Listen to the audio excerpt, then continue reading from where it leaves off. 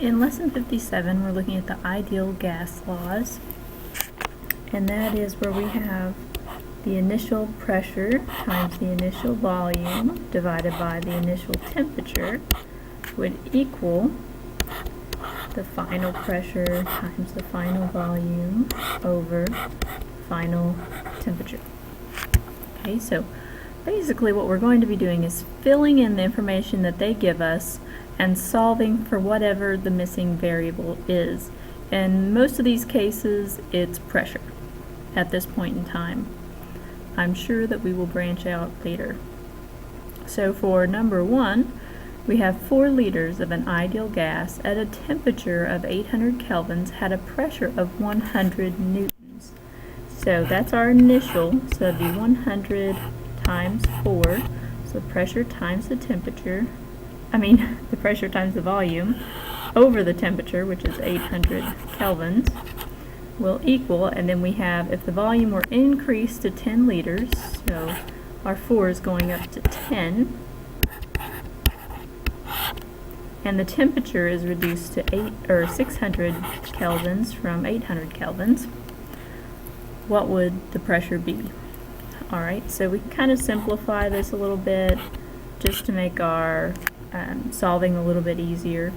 So this would be 1/2 equals p sub 2 over 60, and then we're going to multiply both sides by 60. So the final pressure is 30, and this is in newtons per square meter. So newtons per square meter.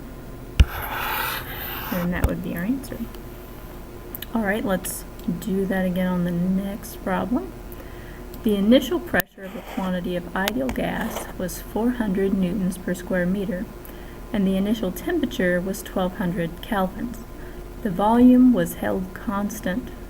What was the pressure if the temperature was decreased to 900 kelvins?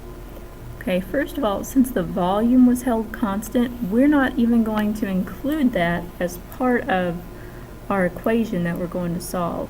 So my initial pressure was 400 newtons per square meter,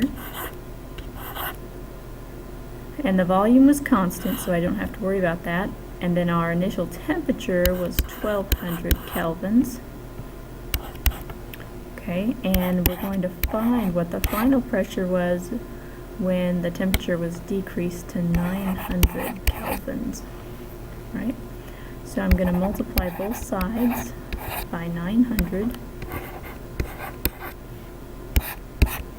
So I'm going to do a little reduction here, so this would be 1/3 times 900, so it would be 300 newtons per square meter equals our final pressure.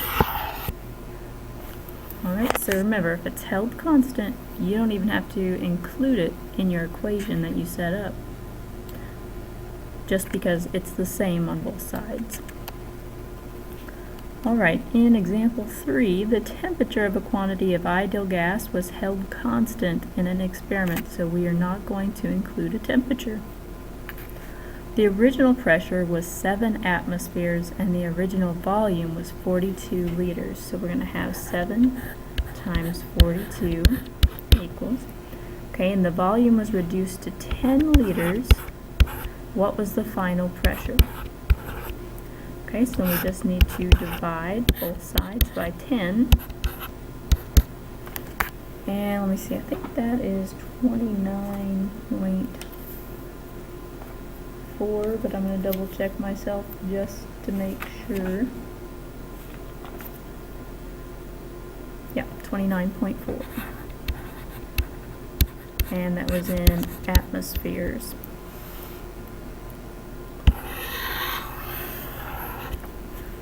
Alright, so hopefully this will help you finish your homework or understand the problems a little better.